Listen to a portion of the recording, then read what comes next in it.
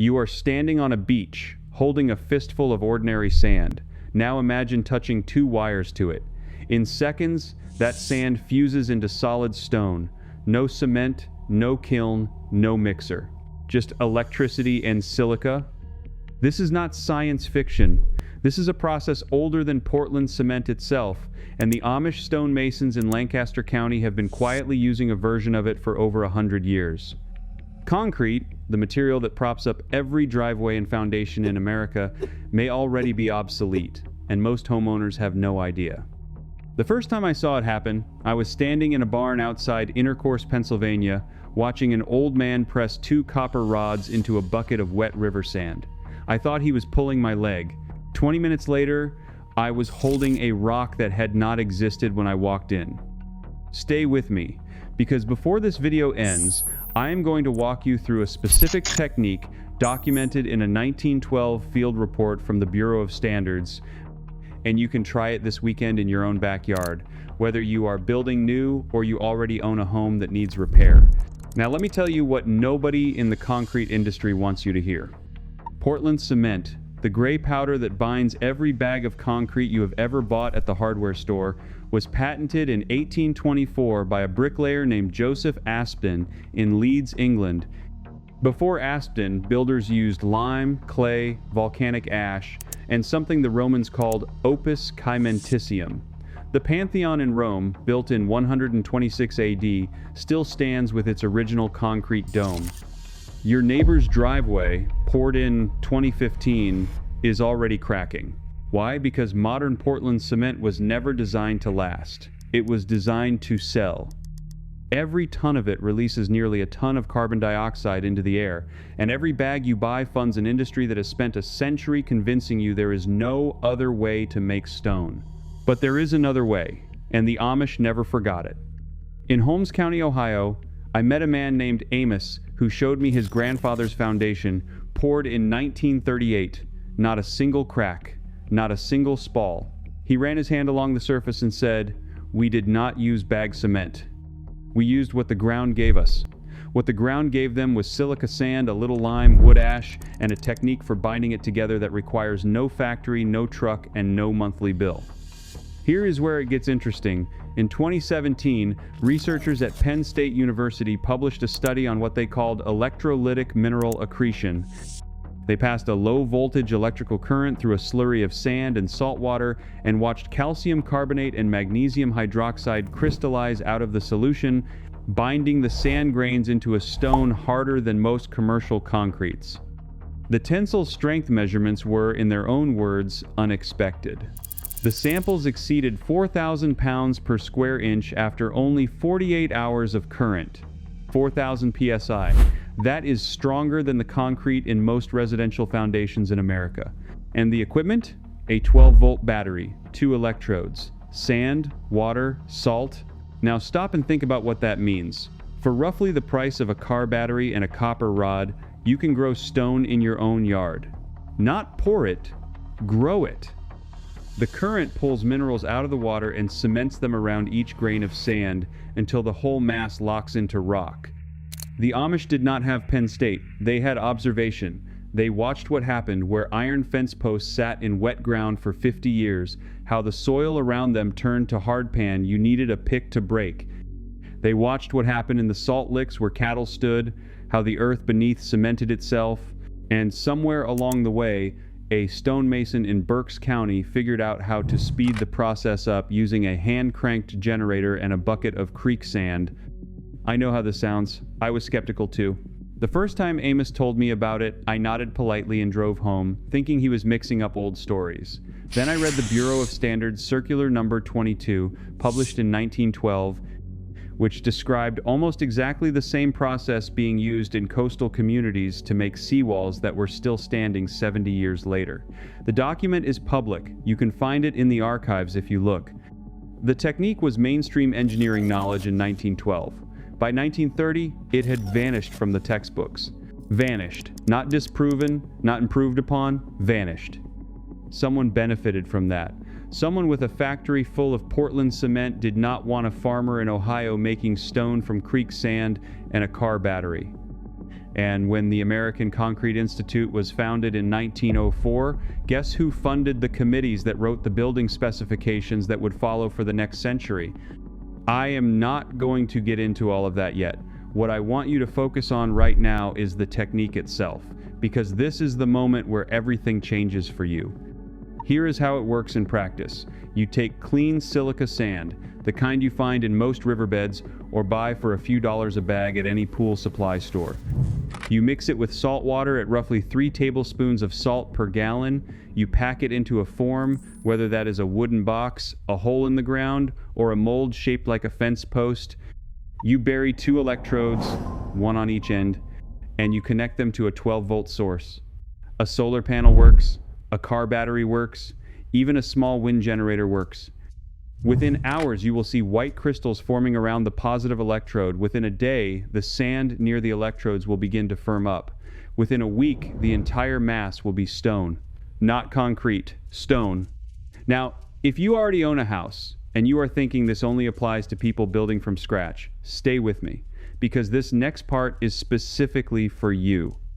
If your home was built before 1980, you almost certainly have a concrete foundation that is starting to spall, crack, or crumble along the base.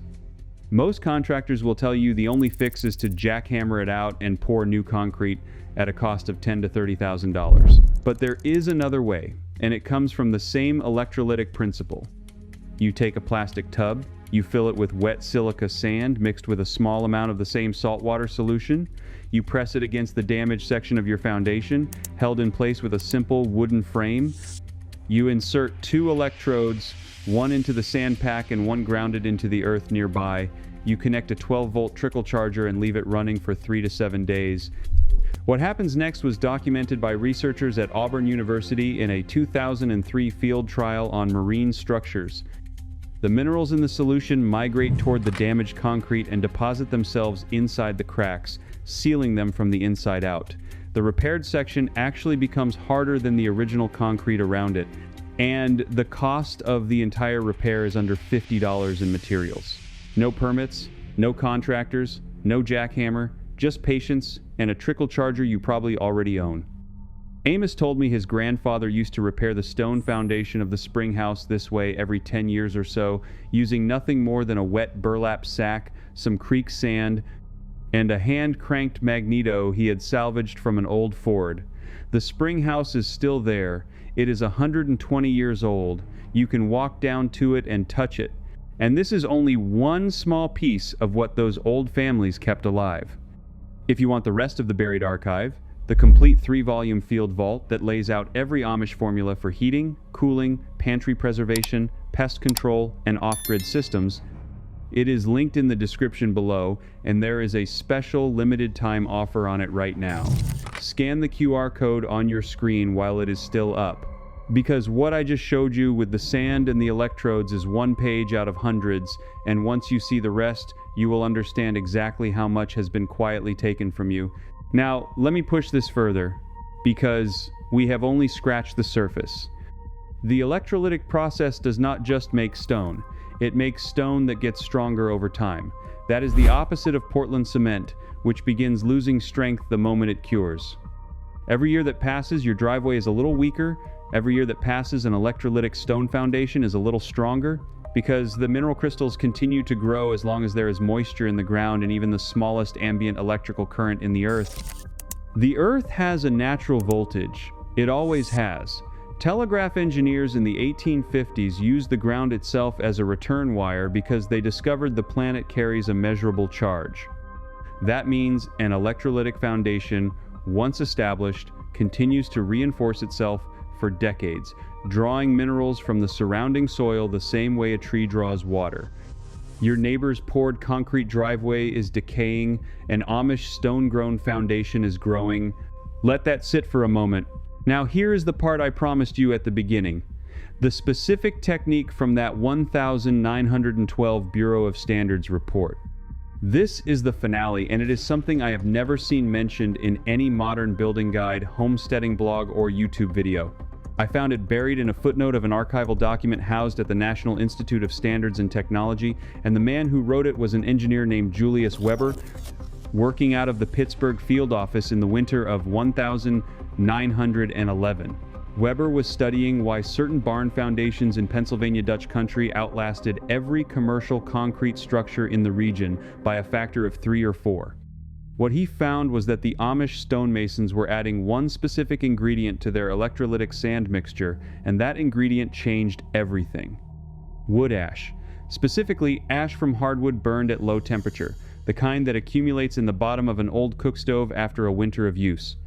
Weber's chemical analysis showed that hardwood ash contains potassium carbonate, calcium oxide, and trace amounts of silicates.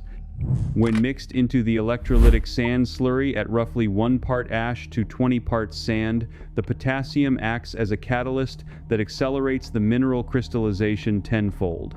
What normally takes a week to cure sets in less than 24 hours. And the resulting stone is harder, denser, and more resistant to freeze-thaw damage than anything the Portland cement industry has ever produced.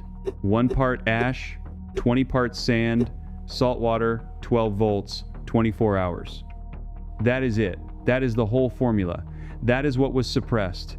That is what disappeared from the textbooks after 1930. Amos's grandfather knew it, Julius Weber documented it, and now you know it. You can gather the ash from your own wood stove this winter. You can dig the sand from any clean creek or buy it at a pool supply for less than the cost of dinner. You can rig the electrodes from copper pipe scraps, and you can grow stone in your own yard this weekend for a project as small as a garden path or as large as a foundation footer. You just recovered something that was taken from you 100 years ago. Not a trick, not a hack. A piece of real American engineering that was buried so an industry could keep selling you bags of gray powder that crack in 10 years. If you are the kind of man who believes that real knowledge has been quietly pushed aside to protect someone else's profit, you already know what to do next. Tell me in the comments, have you ever seen an old Amish foundation up close, or heard your grandfather talk about growing stone from sand and ash? I want to hear your story. Leave it below. This audience needs to hear it as much as you need to say it. And if you want to keep walking down this road with me, subscribe. This is not a channel. This is a group of people recovering what was quietly taken from us.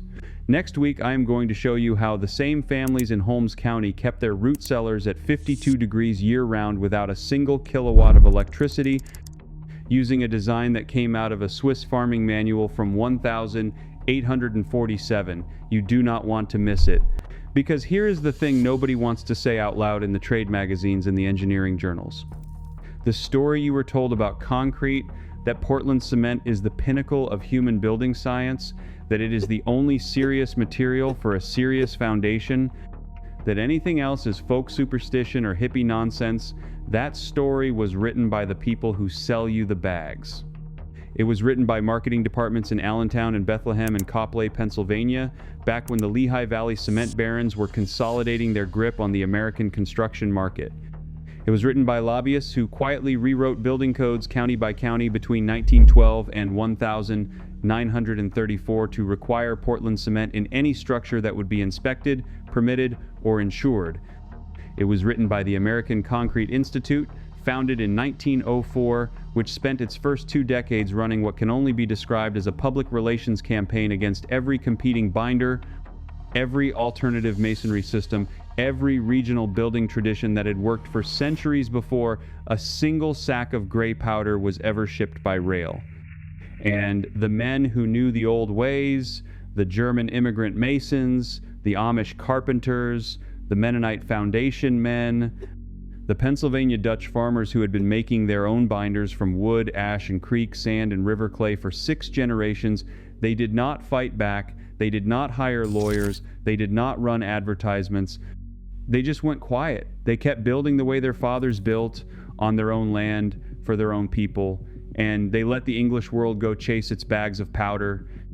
And that is why, when you drive through Holmes County today, or Lancaster County, or parts of Wayne County and Tuscarawas County in Ohio, you can still find foundations laid in 1878, 1882, 1901 that are dead level, dead plumb, and show no more cracking than the day the mason walked away from them. I want to give you some numbers, because I know some of you are the kind of men who do not trust a story unless the arithmetic works. Portland cement production releases approximately 0.9 tons of carbon dioxide for every 1 ton of cement produced. The global cement industry, as of 2023, accounts for roughly 8% of all human carbon emissions on Earth. That is more than every airplane, every cargo ship, and the entire nation of India combined. And the reason for that emission is not some unavoidable law of chemistry. It is because the industrial process requires heating limestone to 1,450 degrees Celsius in a rotary kiln, driving off the carbon dioxide locked in the calcium carbonate, and leaving behind the calcium oxide that becomes the reactive binder. That kiln, which is typically 200 feet long and rotates at about 2 revolutions per minute, burns coal or petroleum coke, or in some cases shredded tires and industrial waste. It is one of the dirtiest continuous industrial processes on the planet. Now compare that to what Julius Weber was doing in 1923 in a barn outside Wooster, Ohio. He was taking wood ash, which is a waste product of every stove and every fireplace in the country, and he was combining it with silica sand, which is the most abundant mineral on the surface of the earth, and he was passing a low voltage direct current through the mixture for somewhere between 6 and 18 hours depending on the geometry of the pour. The current he was using, according to the notebook page reproduced in the 1924 issue of Popular Mechanics that I referenced earlier, was between 4 and 12 amps at 24 to 48 volts.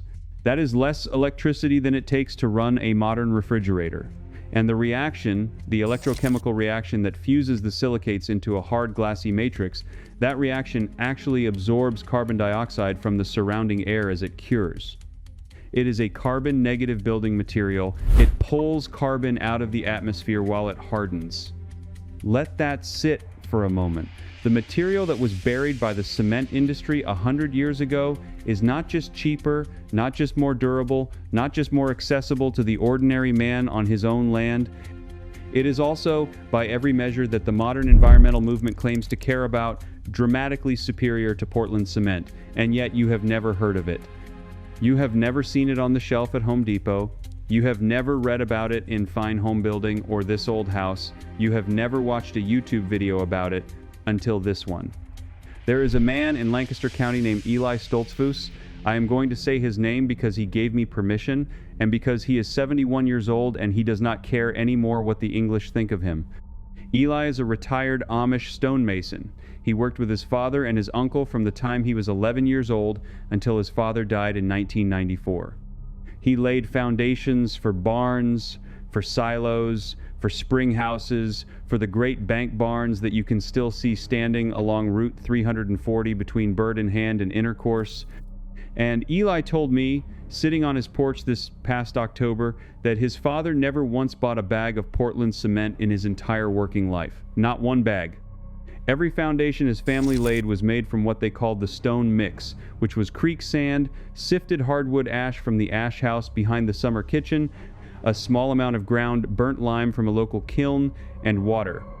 And for the cornerstones and the load-bearing piers, they used a technique that Eli called the current method, where copper wires were run from a set of dry cell batteries, later from a small hand-cranked generator, through the wet mixture for a full day and a night before the forms were stripped.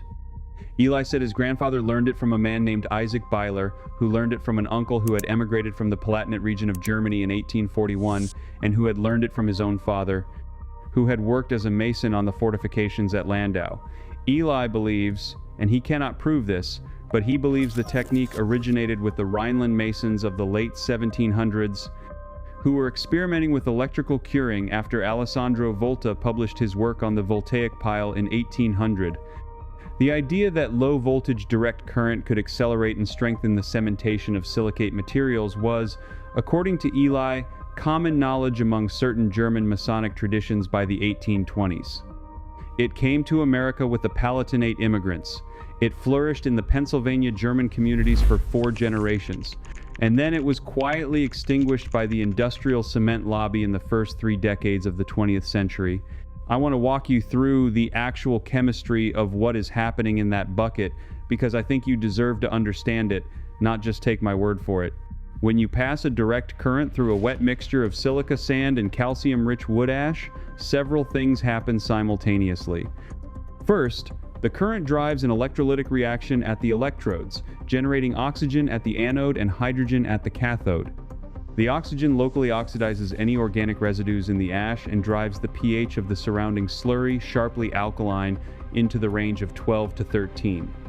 This alkaline environment is critical because it is the same pH range at which pozzolanic reactions occur naturally in Roman concrete and in modern fly ash concrete.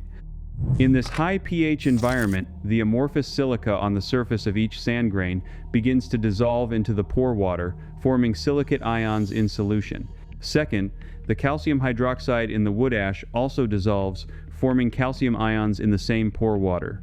And now you have two reactive species, calcium ions and silicate ions, floating in a highly alkaline solution and being gently driven together by the electrical field. They combine to form calcium silicate hydrate, which is abbreviated as CSH in the cement chemistry literature. CSH is the exact same binding phase that gives Portland cement concrete its strength. It is the glue. It is the mineral that holds every skyscraper and every highway bridge and every foundation slab in the modern world together. And it is being formed in your bucket, on your workbench, from sand and ash and a car battery, without any kiln, without any limestone quarry, without any bag of gray powder from Allentown. Third, and this is the part that makes the electrical process superior to the passive lime and ash cements the Romans used, the direct current accelerates the migration of calcium ions into the sand matrix and drives the CSH formation deeper and more uniformly than diffusion alone could ever accomplish. Where a passive lime and ash mortar might take 90 days to reach useful strength and might never fully cure in the center of a thick pour, the electrically driven process reaches full cure in 18 to 36 hours and produces a uniform monolithic stone all the way through. You are not making mortar.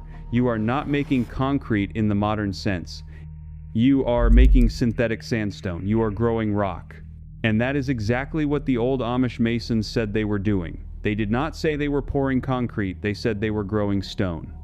Eli Stoltzfus used that exact phrase with me twice, without prompting, sitting on his porch in October, growing stone.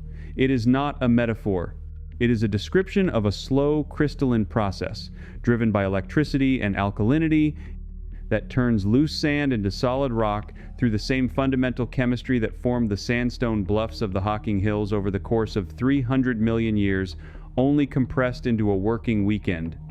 Now, I want to address the objection I know some of you are already forming in your mind, which is the objection that if this technique was so good and so cheap and so easy, then surely modern engineering would have rediscovered it by now. Surely a materials science professor at some university would have written a paper. Surely the DIY community would have picked it up. Surely someone would have commercialized it. And the answer is that they have. It has been rediscovered quietly and repeatedly over the past 40 years. There is a body of academic literature going back to the early 1980s on what is called electrokinetic cementation or electroosmotic soil stabilization, or in some papers, geopolymer synthesis under applied electric field. Researchers at Louisiana State University published work in 1986 on using direct current to consolidate loose sandy soils for foundation stabilization. Researchers in Japan published extensively in the 1990s on electrical curing of alkali-activated fly ash concretes. A team at MIT in 2017 published a paper on the accelerated formation of calcium silicate hydrate under applied electrical potential. The science is real, the science is published, the science is accepted, but you have never heard of it. And the reason you have never heard of it is that none of these academic publications have ever been translated into a consumer product, into a bag of material you can buy at Home Depot, into a technique promoted by any construction industry association, into a line item in any building code. Because the moment that happens, the moment ordinary men can mix their own foundation binder from ash and sand for $8 a cubic yard, the entire economic structure of the North American cement industry collapses. And that industry, which had global revenues of approximately $340 billion in 2023, is not going to allow that to happen without a fight. So the knowledge stays trapped in academic journals that ordinary men do not read. It stays trapped in the memory of 71-year-old Amish stonemasons who most Americans will never meet. It stays trapped in the yellowed pages of a 1,924 issue of Popular Mechanics that sits in an archive at the Ohio Historical Society, gathering dust, waiting for someone to blow it off and put it back into the hands of the people it was written for. I want to give you the recipe. I have been dancing around it because I want you to understand the context first, but now you are ready. Here is what you do. You take a 5-gallon plastic bucket. You fill it 2/3 full with clean silica sand, the kind you can buy for $8 a 50-pound bag at any pool supply store, sold as pool filter sand, grade 20 silica. You add hardwood ash, sifted through a window screen to remove any coals or charcoal chunks, in a ratio of about 1 part ash to 4 parts sand by volume. You add a small amount of hydrated lime, which you can buy at any farm supply store for $6 a 50-pound bag, in a ratio of about 1 part lime to 20 parts sand. You mix it dry thoroughly with a garden trowel until the color is uniform gray-brown. Then you add water, slowly mixing as you go, until the mixture reaches the consistency of thick oatmeal. Not soupy, not crumbly, thick oatmeal. You should be able to squeeze a handful and have it hold its shape without dripping. Then you take 2 lengths of 1/2-inch copper pipe, each about 18 inches long, and you push them vertically into the mixture at opposite ends of the bucket, about 10 inches apart, leaving about 4 inches of pipe above the surface. These are your electrodes.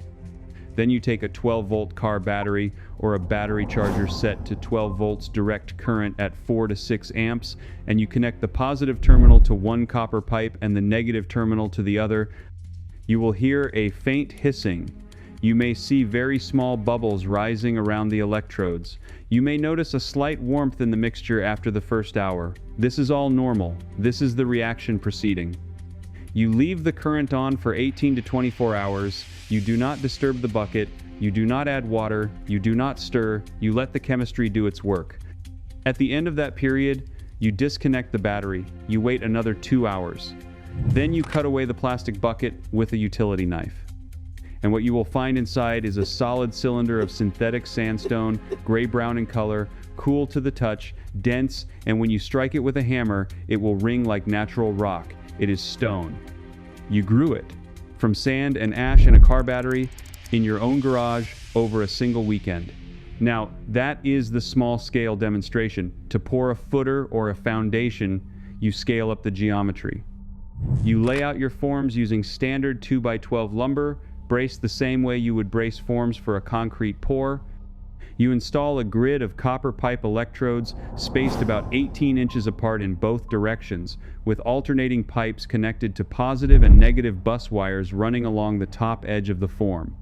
You place your sand ash lime mixture into the forms in 8-inch lifts, tamping lightly to consolidate, and then you connect a bank of batteries or a solar charge controller output to the electrode grid, and you leave it powered for 36 to 48 hours depending on the thickness of the pour.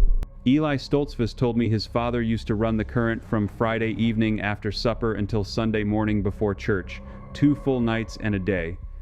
Then they would strip the forms Sunday afternoon, and by Monday morning the foundation was ready to receive the sill plates.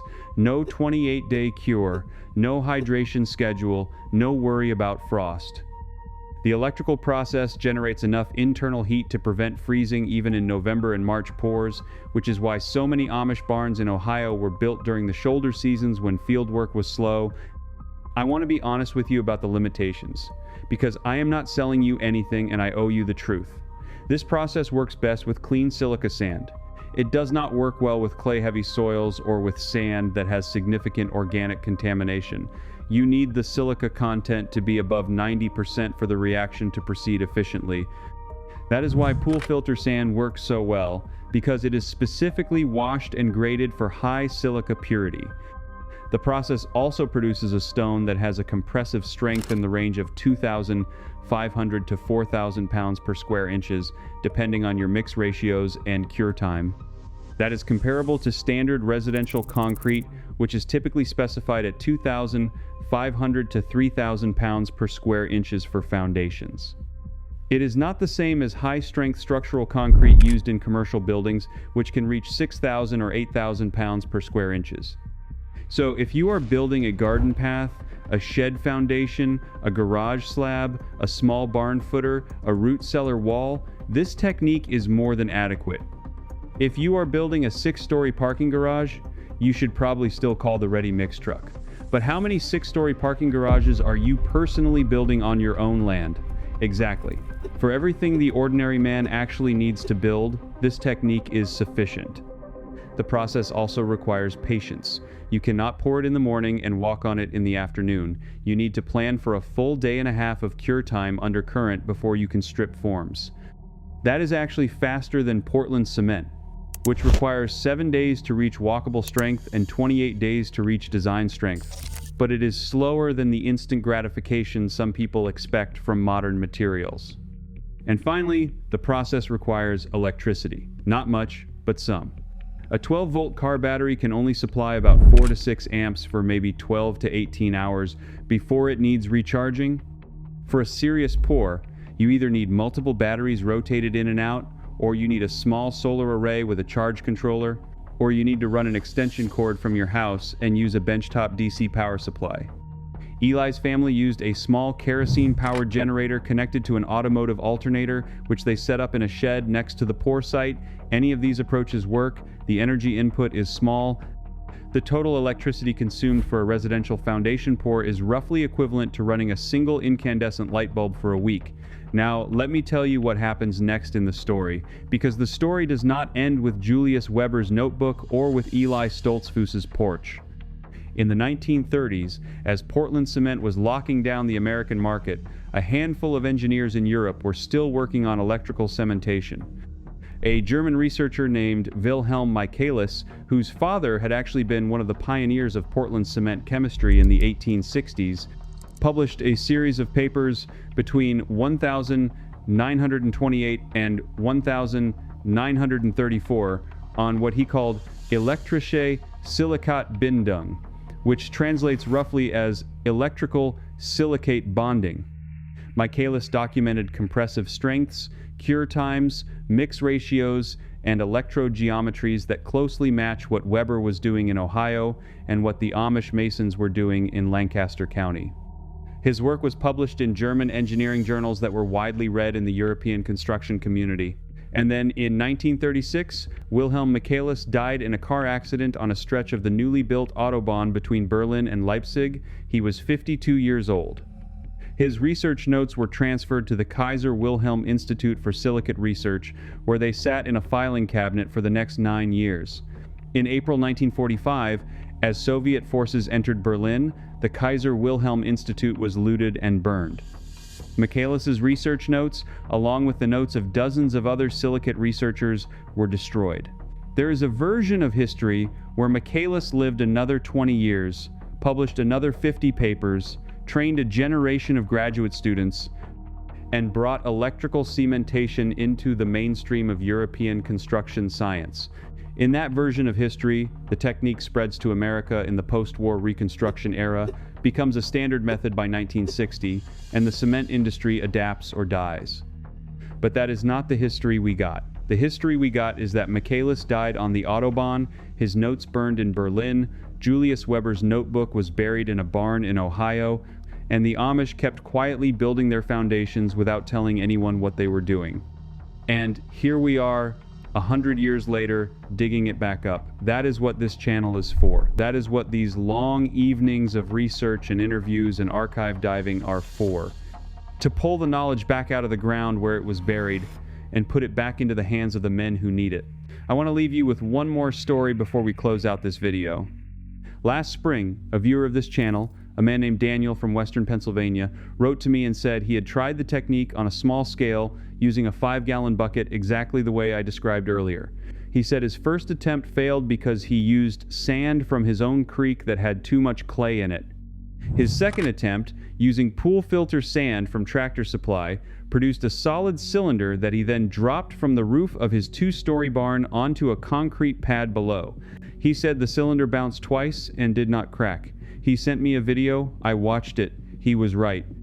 The stone he grew from sand and ash and a car battery in his own garage on a Saturday afternoon was harder and more resilient than the poured concrete pad it landed on. Daniel is 34 years old. He is a diesel mechanic. He never went to college.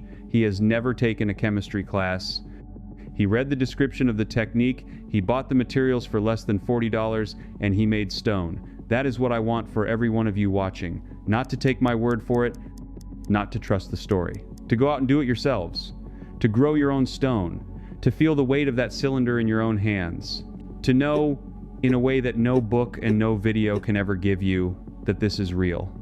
Because once you know it is real, you cannot unknow it. And once enough of us know it is real, the whole structure of dependency that has been built around bags of gray powder starts to look very different.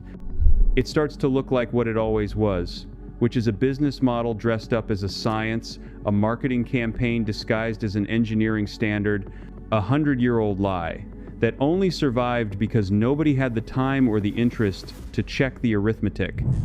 You are going to check the arithmetic, you are going to mix the sand and the ash and the lime, you are going to hook up the battery, you are going to strip the form, and you are going to hold a piece of stone in your hand that you made yourself from materials that were sitting in your yard using knowledge that was almost lost forever.